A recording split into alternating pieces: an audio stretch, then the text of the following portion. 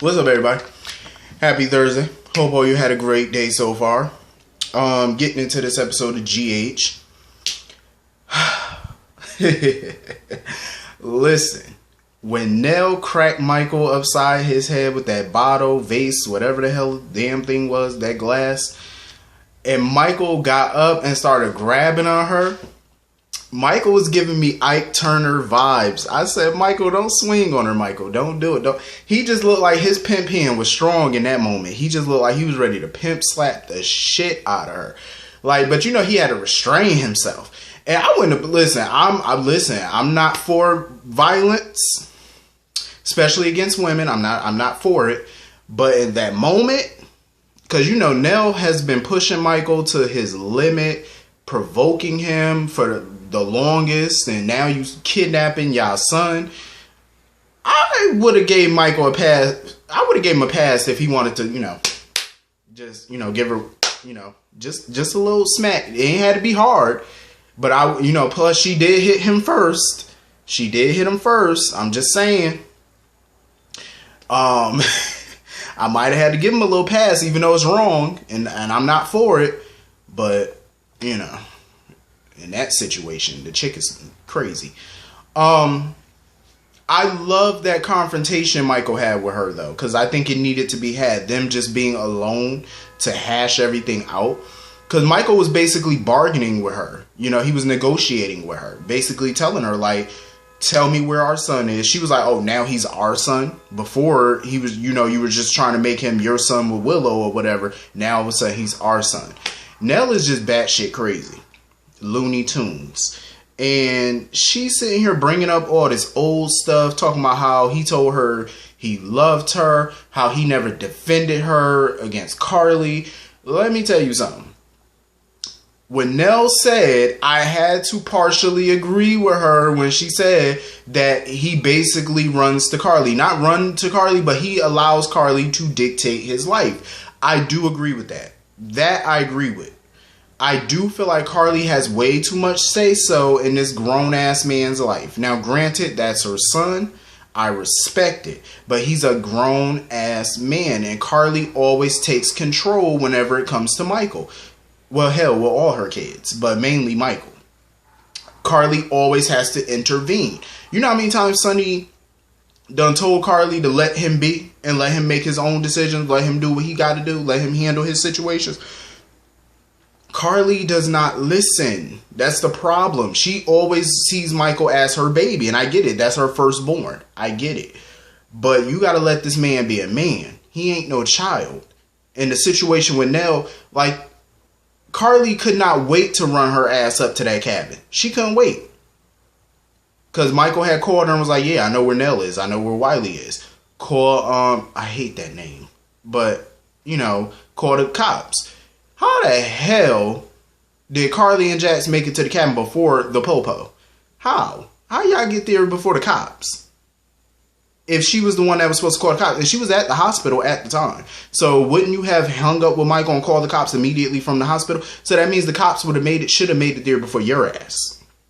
I'm just saying. So Michael basically was bargaining with Nell, telling her, like, okay, tell me where Wiley is and I will find a way to get you involved in his life. You know, make sure you have a role in his life. Nell wasn't buying it because she was like, you already know your mother ain't gonna let it happen, and you sit back and you let your mother dictate your life, which she does. I will agree with her ass on that because that is so true. Carly has way too much control over this man's life, which is true. And he needs to nip that shit in the bud. So basically, he knew, like, once he heard Wiley start to cry, he knew once he left that room, Nell was going to make a break for it. He knew it. He didn't care. You know, his first instinct was, okay, I need to get to my son, and I don't blame him. So, you know, he got to Wiley and stuff like that, and he was speaking to Wiley, telling him, you know, this will all be over. You will be back home in your bed soon. And Nell made a break for it, of course. So while the baby trying to go back to sleep, here come Carly busting up in the cabin. Michael! Carly, why are you up in there with all this hysterics, being dramatic with all this yelling? That child is back there trying to sleep and you up in here with all this uncouthness. Like, why are you hollering? So when Michael came out, and he was telling Jax and Carly what happened. You know, Jax had his satellite phone, so he went out there to call Jordan to let her know that Michael and Wiley were good. And while he out there on the phone with them, telling her about Nell, how Nell escaped, Michael and Carly were up in there, you know, just kind of going back and forth. And I remember Michael kind of got loud, and Carly sitting there talking about something. Shh, shh, shh. Carly, how you gonna shush him so that way he don't wake Wiley, but your ass came up in there yelling like a banshee? Make it make sense. So of course, Carly, once she heard Nell got away, Carly was not having it. Carly was like, hell no. Nope, I'm going to go get this bitch. Carly was not having it. And Michael, you know, was trying to tell her, no, let the cops handle it. Carly was like, no. She was like, because they not going to find her if we give her too much of a head start, because the cops were at least like 10 minutes away. Which I still don't get the timeline on that, because shouldn't it have taken Carly and Jax a little while to get up to that cabin? Unless they got some type of horsepower in that car, I don't understand how they made it to the cabin that quickly before the cops. So Carly was like, no, I'm gonna go find Nell, because she wants this shit to end, because she knows that Nell is not gonna let this go ever. As long as Nell is out there running around the world, she know Nell's gonna be back to cause drama. She knows it. So she was like, no, I'm not gonna let that happen. I'm gonna go get the trick myself.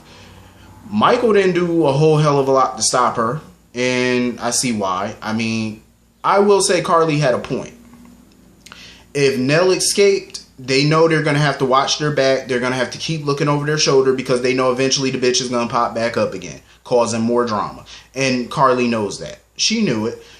When Jax came back up in the house, he was pissed that Michael let Carly go after Nell. He was pissed, because I do agree with Carly that this needs to stop, but it's like, come on now.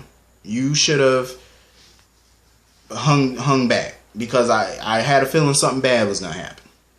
So Carly ended up catching up to Nell.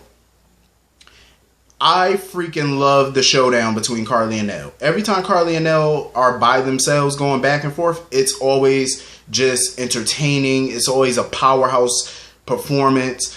And Laura Wright, Chloe Lanier, they did their thing with that performance. They really did. They tore it down. And I'm glad they both got some shit off their chest. I am happy that they did. Nell continuously tried to blame Carly for everything. And my whole thing was, she tried to claim Michael never defended her to Carly. First of all, yes, he did.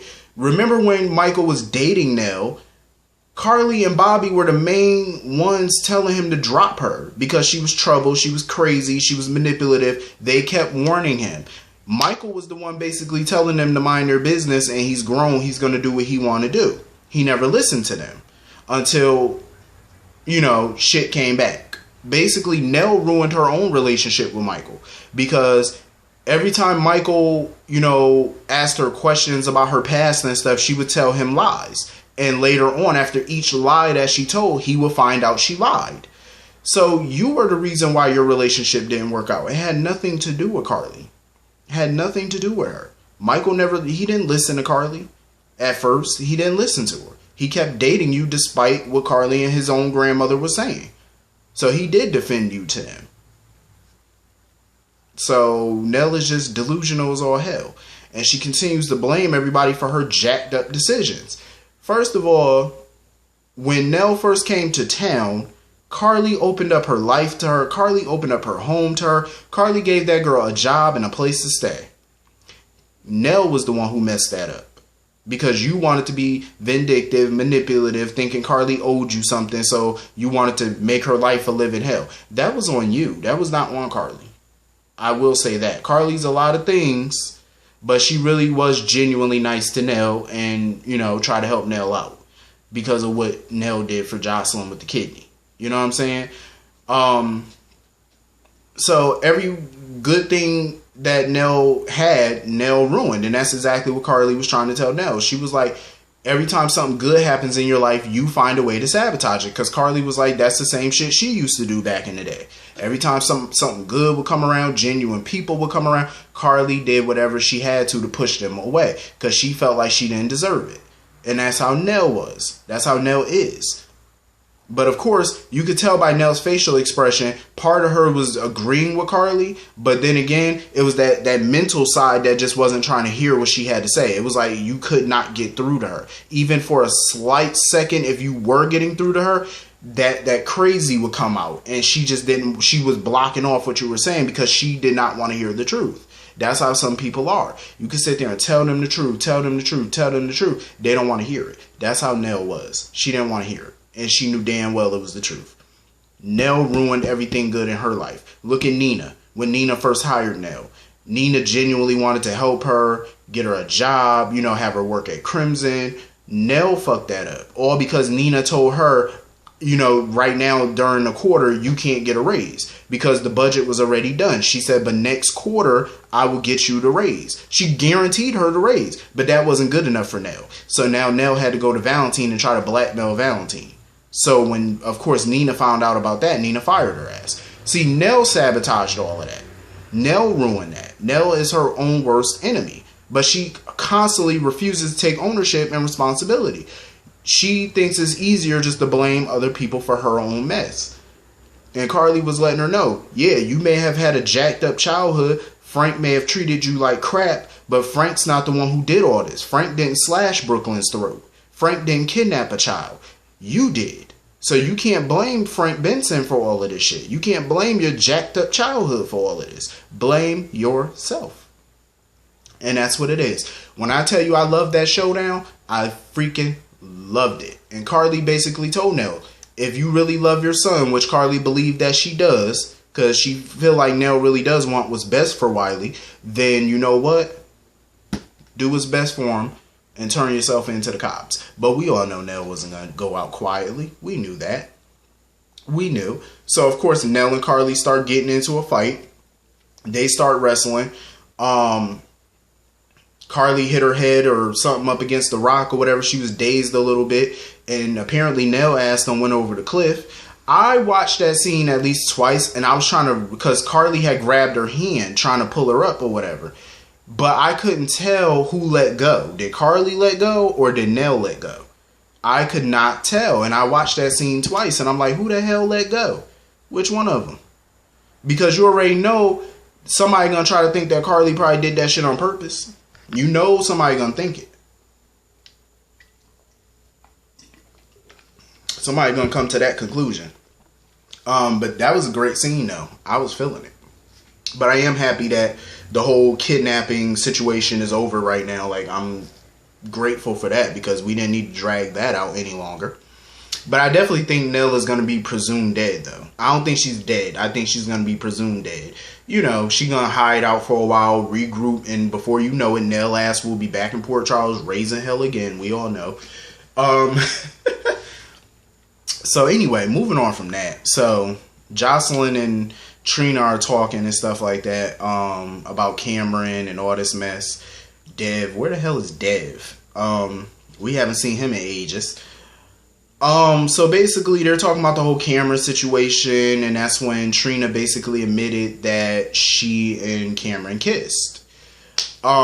I felt like Jocelyn was acting real dramatic when she was talking about, she didn't want to tell Cam if he asked Cam if he liked her or not because she felt like, that's going to be the end of their friendship if he don't. Jocelyn, why are you being so dramatic? Like, you're not going to know how somebody feels unless you ask them a question. You can't be afraid to talk to people. Just ask a question. If he say, no, I think it's best we be friends, then you know what? Smile. Say, you know what? You're right. We should just be friends and be friends. It doesn't have to be awkward. It's only awkward if y'all make it awkward. That's the only way it's going to be awkward. But I actually prefer Cameron and Trina. I like the chemistry between them. I really, really do. I prefer the two of them. Jocelyn can move on to Dev or somebody else. Like, seriously. I just prefer Cameron and Trina. I think they look good together, and I think he has more chemistry with her. I'm just saying. But I do like all of their friendships, though. I think it's a cute little teen scene, cute little friendship. But I will say this teen scene, this generation, has nothing on the other teen scene. Like when you had Jason and Robin and stuff like that. This teen scene Ain't got nothing on that one. But I do kind of like this one though. It's cute. It's nice for what it is. So anyway, Taggart, you know, when Portia and them were at the diner or whatever, let me see. Like when they were at Kelly's and stuff taking selfies, it was sad to see Taggart looking through the window at Trina and stuff. Because you know how bad Taggart just wanted to come in there and hold her and tell her that he was alive, but he can't right now. Speaking of Taggart, you know, him, Sonny, and Jason were talking because Sonny basically wanted Taggart to kill Cyrus. Because he was like, it would be the perfect way because Cyrus obviously thinks that Taggart is dead. So if he thinks you're dead, that's perfect for you because he thinks you're dead. You know, you can get the drop on him easier than Sonny and Jason could. Because if Sonny and Jason do it, they got to plan it, bide their time, make sure nothing traces back to them. And Taggart was cool with that. Taggart just basically told Sonny and Jason, yo, end this. Because he knows that he's causing Trina pain because she's grieving him. But he feels like him keeping, you know, his distance right now and still pretending to be dead is what he has to do until Cyrus is put down for good. So I do like that Sonny, you know, and Taggart shook hands and they, you know, found some common ground because like they say, an enemy of my enemy is my friend. You know what I'm saying? And God knows Sonny and Taggart have been enemies for years, but they have a common foe. They have a common enemy. So that pushed them together to coexist in a way that they probably would not have years ago. But it was cool to see that, though. I love that scene. I thought that was a pretty dope scene.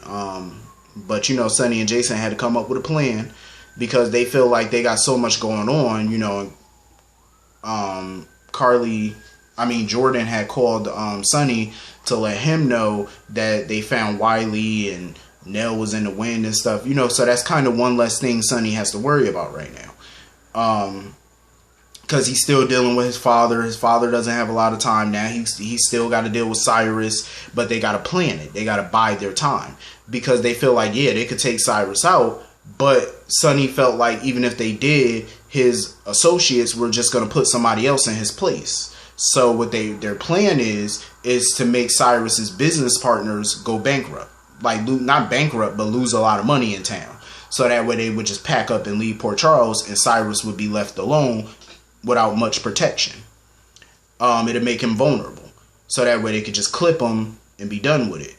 I mean, that's a good plan in theory, but I feel like there's ways that plan can backfire. One, if his business associates find out Sonny and Jason had anything to do with them losing money, what's to stop the associates, the business partners, from coming after Sonny and Jason?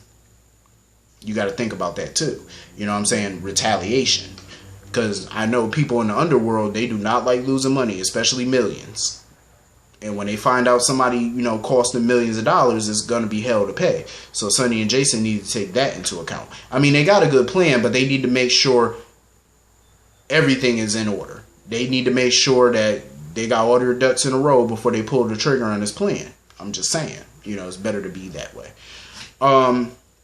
So anyway, moving on from that, Curtis and Jordan. It's like every time I see Curtis and Jordan, they're always in Jordan's office. Never at home cuddled up, having romantic time. It's like they're always just in crisis mode.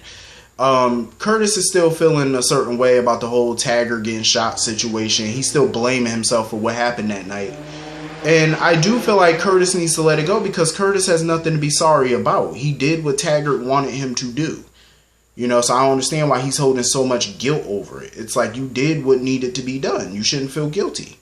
You know what I'm saying? I know he's going to be pissed when he find out that Taggart's really alive and Jordan ass knew about it. It's just going to put a bigger strain on their marriage because their marriage has been pretty strained lately. Like, it's just a mess. Like, Jordan, I already know Curtis is going to be so hurt and angry because he's going to feel betrayed that his wife couldn't feel comfortable enough to come to him and confide in him. Like, you didn't trust him enough. You know, that's how he gonna feel. Like, she didn't trust him. You know, like, Curtis is very smart and he's very discreet. So if there's ever anybody that you should be able to trust, it would be him. So for Jordan to sit there and not trust her husband, come on now. And you know he gonna be pissed when he find out even Sonny and Jason figured out that Jordan was in on this. He's gonna be pissed because even they know and he don't know. And I wouldn't blame him, not one bit. And her shenanigans. I have a feeling her shenanigans are going to push him into the arms of Portia. I just feel like that might happen because Jordan is just, she's on thin ice right now. And somebody need to alert the fishes. I'm just saying, she's on thin ice. So Brooklyn is basically going through some PTSD. She's having these flashbacks about what happened to her with Nell, and her whispering to Michael about the tracker, and you know, her father kicking her out the mansion. I love the scene with Ned and Olivia because Ned felt horrible for the way that he treated Brooklyn, because he felt like he was creating that pattern, like continuing that behavior that his grandfather and his mother had going on. You know, when Edward and Tracy used to always go at it. You know what I'm saying? Everybody know the history between Tracy and Edward. Their shit was just legendary. It was vicious. It was just everything. And he didn't want to repeat that pattern. You know, he didn't want his relationship with Brooklyn to be the same as Tracy's relationship with Edward, because he knew deep down Tracy and Edward loved each other. They just could not stand each other sometimes, but they loved each other. He didn't want that relationship with him and Brooke. He didn't want to feel like he couldn't stand his own daughter and she can't stand him, but they still love each other. He doesn't want that. You know what I mean? He wants to break that cycle. And I don't blame him. But you know what? He has an opportunity to do that. But at the same time, when Brooklyn, you know, recovers, she needs to grow up. Like, she can't keep doing childish things. You have to grow up. I mean, granted, she's going to make mistakes because she's human. That I will say. She will make mistakes because she's human. But it's like all that immature type shit, you got to cut that out. You know what I'm saying? You have to cut that out. You are an adult now. You need to damn well start acting like one. All these little temper tantrums. She's sitting there telling, like before when she told Ned, well, you know, you refused to help me with Link. I mean, well, shit, he eventually did try to help you, but the reason he refused before was because you keep getting yourself in situations and expecting your parents to bail you out all the time. No, he had to teach her a lesson, and I'm not mad at Ned for doing that. You know, you got to teach her that if you keep getting yourself in this mess, because look at Tracy. Tracy used to always get into some shit and expect Edward and Lila to bail her out. Like, years ago, when that whole Anthony Zaccara mess, she expected Edward to bail her out, and Edward said, hell no, you got yourself in this, you get yourself out. And she had to figure a way out of it. It is what it is, you know. And Ned was just trying to do the same thing with Brooklyn. Like, you can't expect your parents to just bail you out all the time, like, because it becomes a habit and a pattern, and you got to break that habit. No, because you got to realize your parents ain't gonna be, God forbid, but your parents ain't gonna be around, you know, forever to bail you out of shit. They're not. Like, look at Edward and Tracy. Edward, you know, he was up there in age, you know, even before he died, obviously he was old, and he not, you know, he had to know how, obviously, to bail Tracy out of her messes, but that's sending the wrong message. You know what I'm saying? That's not what you want to do. You want your kids to be able to handle and solve their own damn problems without running to mom and dad every minute. You know what I mean? Like, that's just how it is to be an adult. You know, we all go through it, so Brooklyn has to start going through it too. You got to get yourself out these messes. But anyway, I want to say that's everything in this episode. It was a pretty interesting episode. I thought it was pretty good. Hit the comment section and let me know what y'all thought about it, and I will see y'all all later. Have a great day. Peace.